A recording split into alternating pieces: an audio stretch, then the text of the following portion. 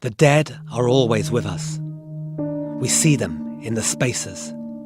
The empty chair at dinner. The house on our street no longer filled with light.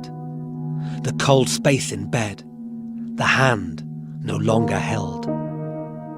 Nothing can fill the gap except for that person. The one we have loved and lost.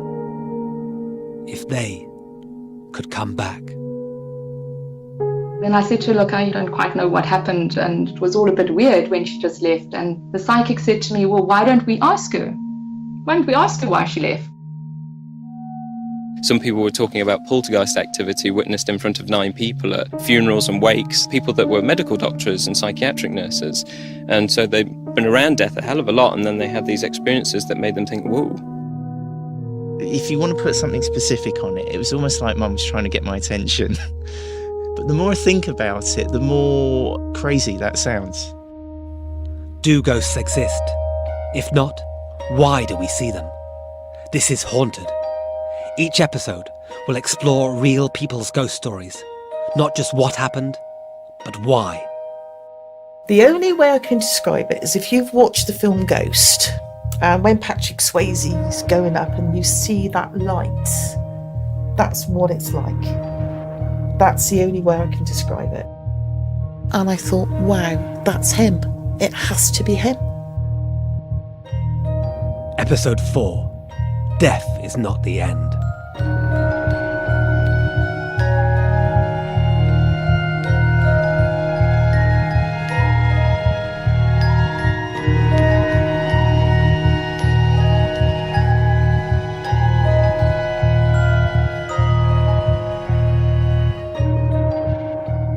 I'm Danny Robbins, and in this episode, I'll be talking to people who believe they're haunted by someone they love. We'll hear about poltergeist activity at a funeral, a strange message at the moment of death, and meet a woman who tried to solve the mystery of her best friend's fatal accident by talking to her ghost. A heads up, it's going to get emotional.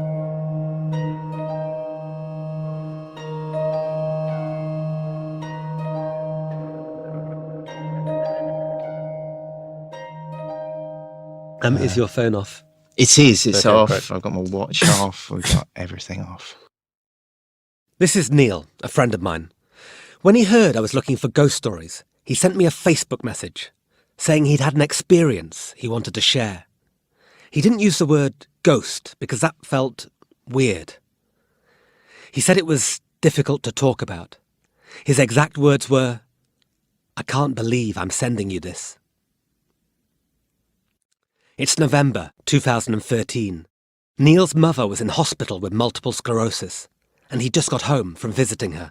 It's about 10:30 at night. My wife and I were getting ready to go for bed.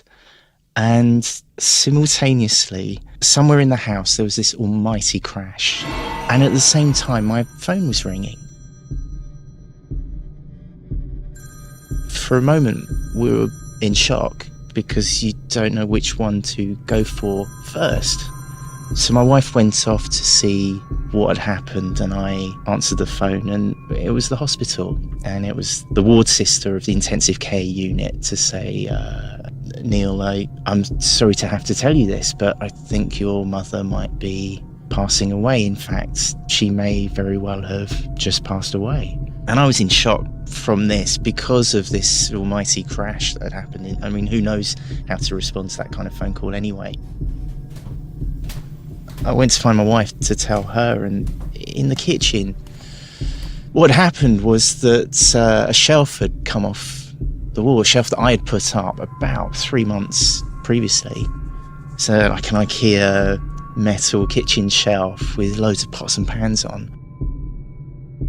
It was like the shelf had been torn from the wall. 2 screws, big screws, had been pulled from the wall, and everything was just all over the floor.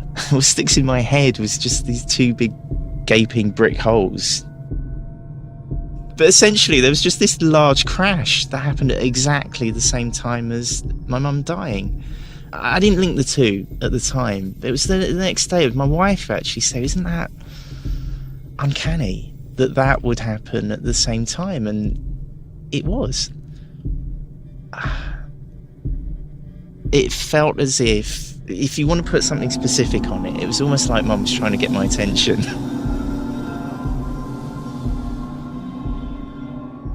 But the more I think about it, the more crazy that sounds. You said this is pretty much the first time you've told anyone about this. Do you feel a kind of nervousness about saying this out loud, that people will think you're crazy? Yeah, I feel, yes. At the wake, and this was with close family members, I'd be saying, do you know what the weird thing was? That there was this big crash in the kitchen and this really heavy shelf just flew off the wall at exactly the same time I got the phone call. And you can see people nodding politely. It's not for everyone. My discomfort with it is that, it's very easy to put a logical, scientific view on it, which is if I went out to spot yellow vans, I would spot lots of them if that's what was in my head. Neil is torn between his rational side and the part of him that says, this was weird. This was Mum. Mum's musical taste, she had one piece of music that she would talk about all the time. Every week it would come up. I think it's funny that when I was travelling here to see you, I went down the underground to get the tube here, and of course a busker is playing Ave Maria. It makes complete sense that I would walk past a busker playing her favourite piece of music on my way to you to talk about coincidences in the death of my mother. That makes me happy. It makes me also want to break down and cry. Coincidences.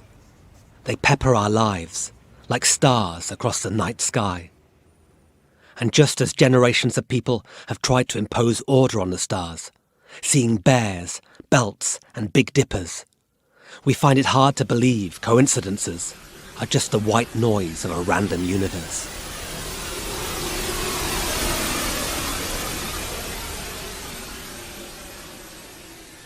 Ave Maria has only sprung up at very specific times. It has sprung up when my dad moved to the town where I live last year. He signed the contract at the solicitors and we're walking through the town and it's his trumpet player playing Ave Maria.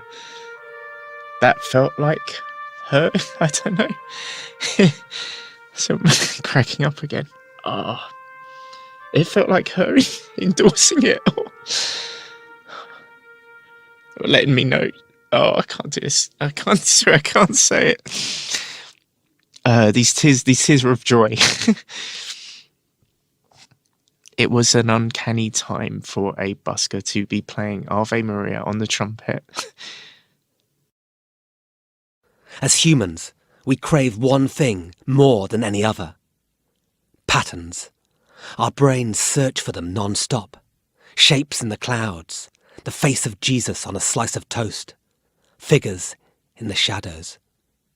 Because, skeptic or believer, buried deep in the primal heart of your subconscious, we desperately want the world to make sense. So we join the dots of the coincidences, and they take form. A message. Somebody trying to get through. But is there something more to it? Are those spaces the dead leave behind not as empty as we think?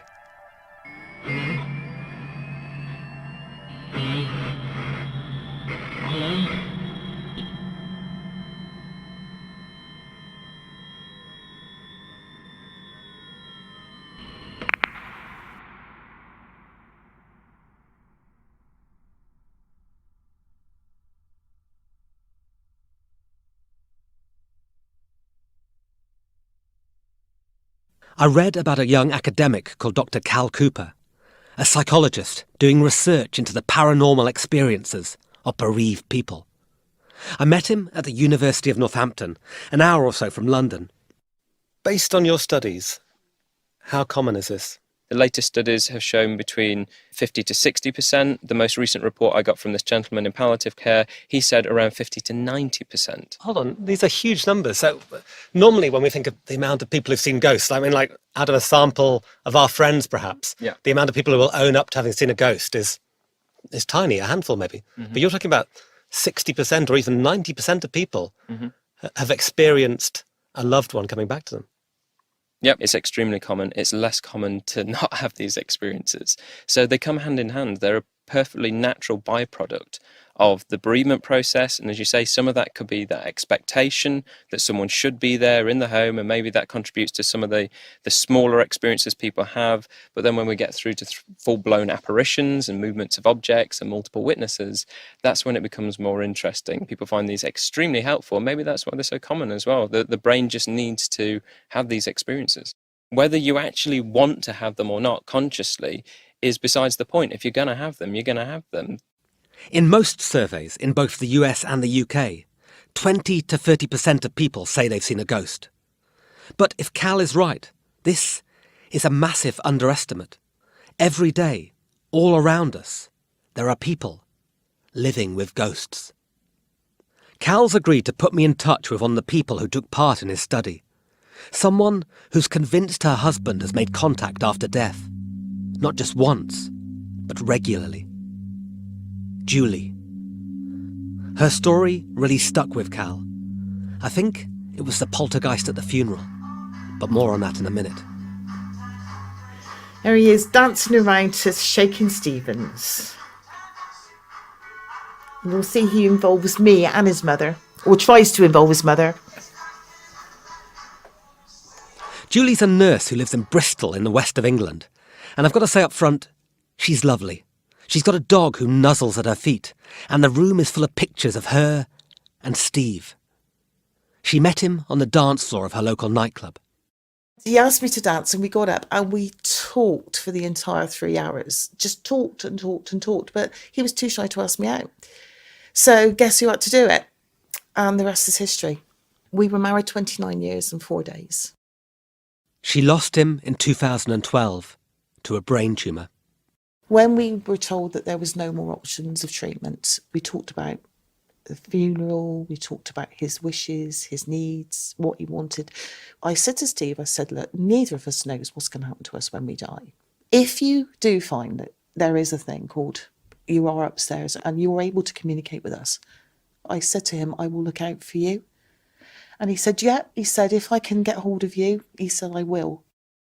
Their pact to communicate from beyond the grave sounds like the stuff of a Hollywood movie.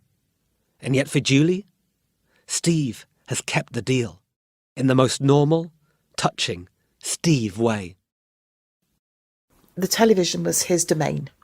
That television, you can turn it on and off with a remote, but I always turn it off on the screen. We'd be going to bed and turn the television off, go upstairs, and then you'd suddenly be up there and you're thinking, hang on a minute, telly's back on. So you go down, turn the telly back off, and then you go back up, and it would be turned on again. And then you'd be coming down the stairs to turn it off, and it would turn off. That happened quite a few times. And my daughter, it happened to her as well. Julie finds evidence everywhere. And yes, many of these things feel like coincidences. But to her, it all adds up. And there are some things that are stranger than others. 8 months after he died, his mother died. It was a joke. As soon as Steve found out that his mum had lung cancer, he said, you're going to try and race me to the creme, aren't you? He said, I'm going to beat you, I think. Oh, that's sense of humour was it was the only way you could deal with it. After she'd been collected by the undertakers, we came home. So I came in through the door with my son and daughter and stopped in the living room, sniffing it, and I thought, oh my goodness, could smell Steve's aftershave and my mother-in-law's cigarettes. And I thought, you didn't waste no time. And that lasted for a good 2 hours. His was Lynx Africa. And my son didn't wear it. My son didn't wear it at all. So it was obvious that it was Steve's. It was overpowering. And gradually it did fade, but it was incredibly obvious that they'd been here. Presence. Absence. In grief, the lines become blurred. It's something I asked Cal about. I just wondered if what some of these people are experiencing is not presence but absence, Mm-hmm. and that the absence is so shocking and Yeah. profound that it's such a different stage in your life that you can't help but notice that absence all the time. Absolutely. I'd agree with that when it comes to the home, because a lot of people after they suffered a loss, let's say the person's passed in hospital, the first place they're going to go to after is back home, where they know that person lived, all their possessions are there, their smells are there as well. And so it's very natural for people to assume their presence is still there. But Cal has been told stories about experiences that go beyond just a collection of coincidences. Cal tells me to ask Julie about an incident that happened at Steve's funeral. This is strange. This was at Steve's wake at the funeral. And Steve's brother was with his partner. Now, his partner was well known for chatting. Wouldn't let anybody get a word in edgeways. Chat, chat, chat, chat.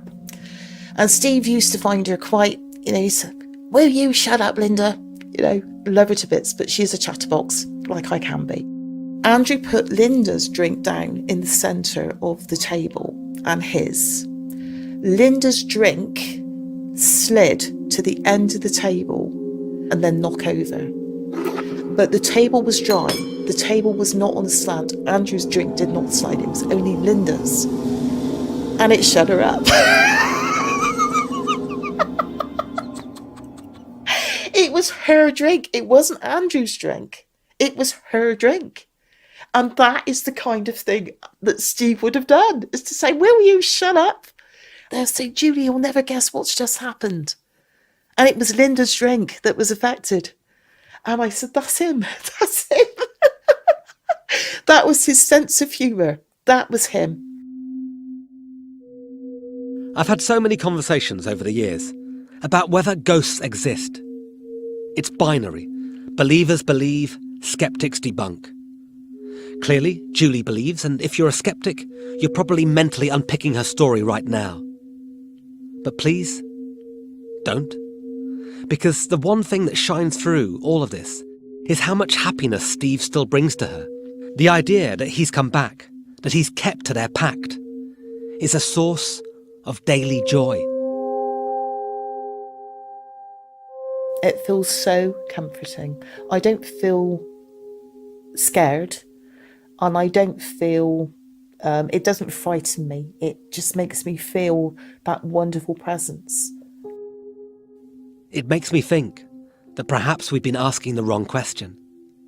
Not, how can ghosts exist? But how can we exist without them?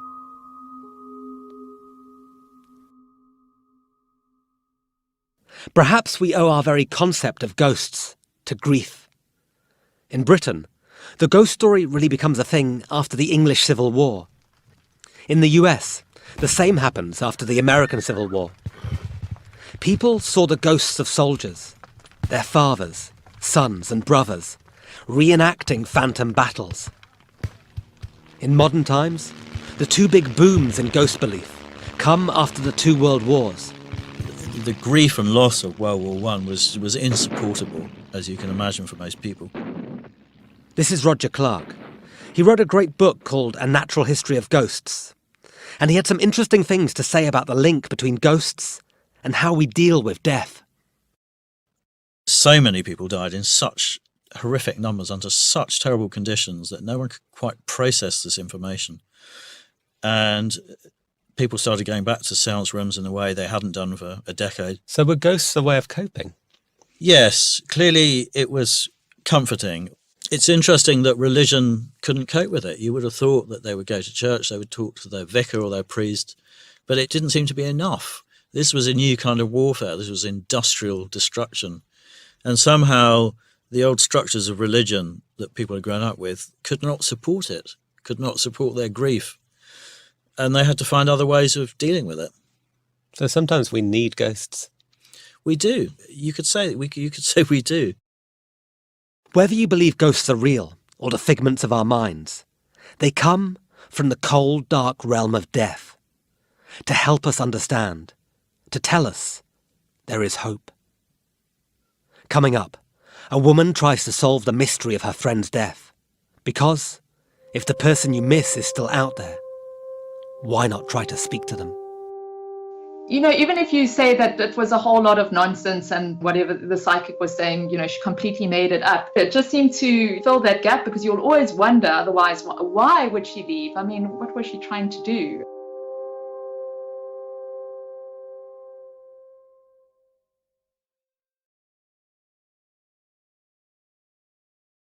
Neil and Julie seemed content in being just receivers of messages. But I wanted to talk to someone who'd gone one step further and actually tried to reply. And then, after a friend shared my post about looking for ghost stories, I heard from Karen. She lives in South Africa, so I got her to tell her story over Skype. It's about the death of her best friend Penny in 1998. So this happened when we were 21, and it was shortly after Penny's 21st birthday. Penny and Karen had just finished university, and Karen was about to go away on a long trip to Zanzibar. The two of them were at the mall, hanging out, when Penny said something odd. She was saying things like, I just don't see a future for myself. And I said to Penny, it's because we've just finished our degree. And I mean, neither of us knows what's really going to happen in the future. And she said, Karen, you don't understand. There's no future. There's no children. There's no career. I don't see anything. There's just nothing in the future. I didn't really know what to do. And so I said, no, well, just don't worry about it. And then that night I was sitting with a friend of mine, and I suddenly I didn't say goodbye to Penny. And my friend said to me, what do you mean? And I said, no, I didn't say goodbye to Penny. The next morning, Karen took her early flight to Zanzibar. When she arrived, she was met at the airport by some friends. I looked at them and I said, what's wrong? And they said, we've got bad news. And they said, Penny passed away last night. Penny had been working at a theatre, volunteering as an usher at a concert performed by her boyfriend's mother.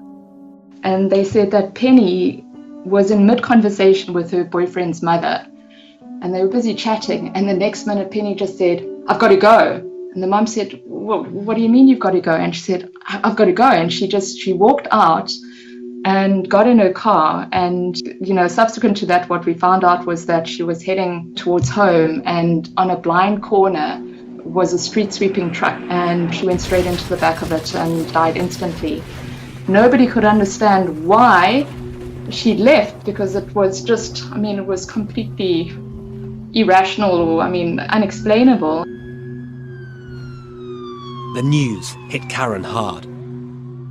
Penny had always been my rock in life, and the one person that I really felt that I could trust and really, really be myself with. So when she left, I kind of had this feeling like, well, no, I also don't want to be here. It was like, if she's gone, then I might as well also go.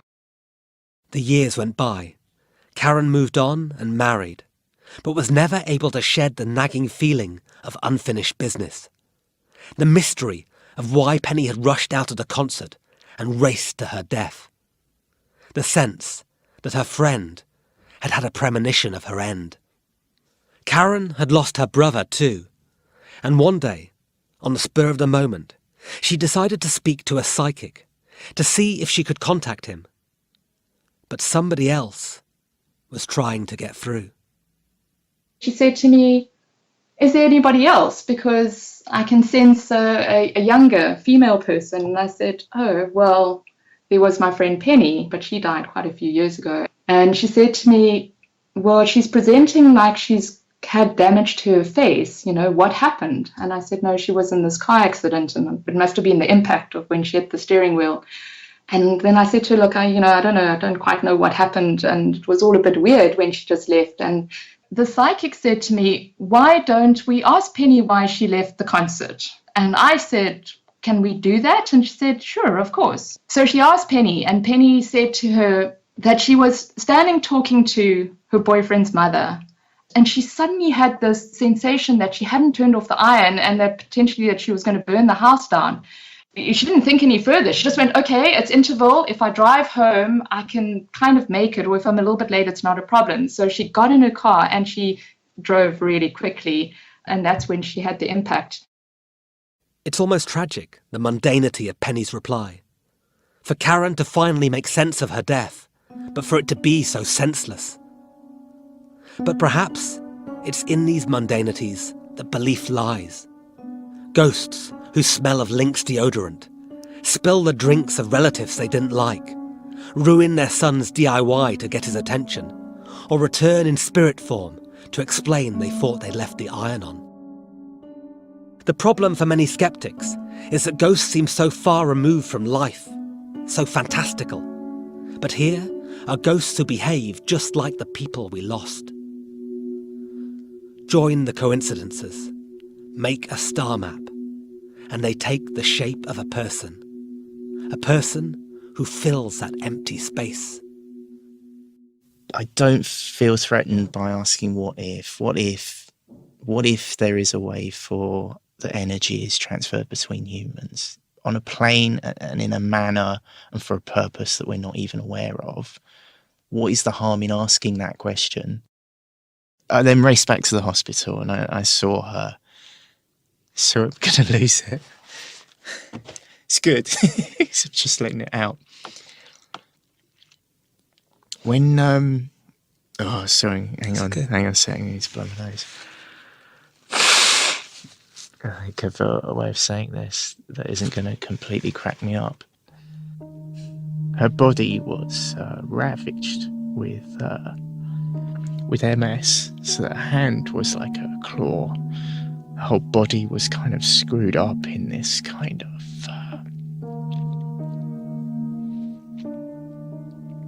this angry pose. I got to the hospital. The rest of my family had already seen her, and I went in to see her for the last time. And she was completely at ease. It's like this curse had lifted. And the hands that were all sort of claw-like were just completely unswollen and at rest. And I love the idea that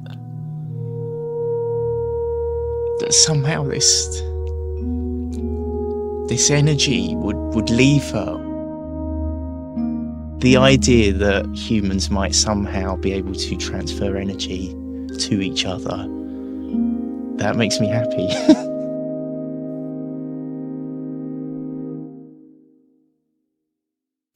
When you're lying in the dark, alone, in a strange room in an old house, it is comforting to hold on to science, to find sanctuary in physics, and reassure yourself that ghosts probably don't exist.